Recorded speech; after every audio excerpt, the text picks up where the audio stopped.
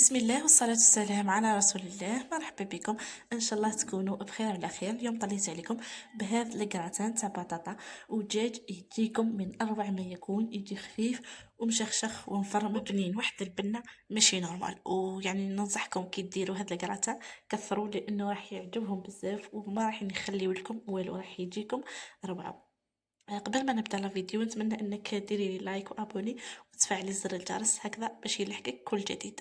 هنا راح نبدا في الماريناد تاع الدجاج. انا نحب نمارينيه قبل ما نقليه، يعني اذا تحبوا توم ديروا مباشره في المقله وتفرغوا عليه التوابل التقليوه ما كان حتى مشكل. انا نحب نمارينيه قبل.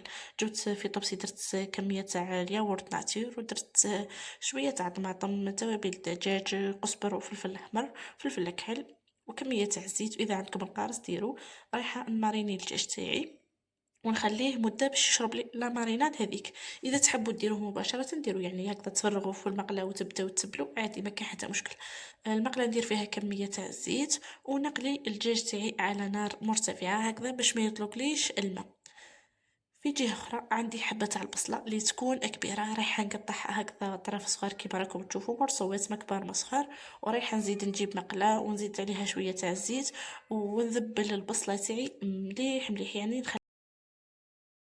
ندير عليها كميه تاع الملح ونحطها على النار حتى يتبدل لي اللون تاعها.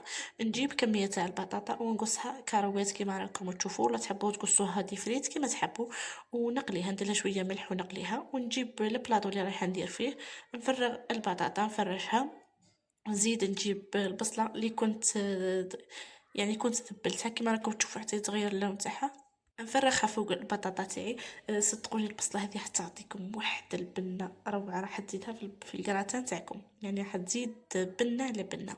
ورايحه نجيب الدجاج تاعي كيما راكم تشوفوا كنت طيبته. وهنا رايحه نزيد المرحله الاخيره واللي هي نخدم بشاميل فيها مغرفه تاع الزبده ومغرفه تاع الفرينه. نقليهم مليح هكذا باش تنحالي الكو تاع الفرينه. نشوف باللي يعني كشغل الفرينه كي بدات تحمر راح نزيد نفرغ عليها كاس غير ربع تاع الحليب. ورايحه نجيب ملح وفلفل كحل والثوم وغرفة تاع الفرماج. اذا عندكم مثلثات ديروا حطوه على النار يثقل، ومن بعد البيشاميل تاعكم راهي واجده زيدوا فرغوها فوق الكراتان تاعكم هكذا. البيشاميل ما تجي خفيفه ما تجي ثقيله. ونجيب كميه تاع الفرماج رابي نزيد ندير طبقه من الفوق.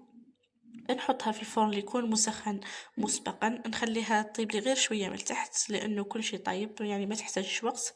ورايحه نزيد نخليها تتكراتينا لي من الفوق. هنا بعد ما طابت لي حبيت نزين بشويه تاع الدبشه والطماطم في النص. صدقوني يجيكم روعه، اذا جربتوها على بالي يعجبكم. وخصوصا راهو جاي رمضان، يعني تحبوا ديكورات هكذا ساهلين وديروهم ثمثم.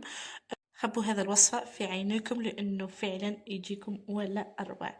في الأخير نقولكم تهلاو في رواحكم وبارطاجوا الوصفة واحتفظوا بها. ويلا سلام.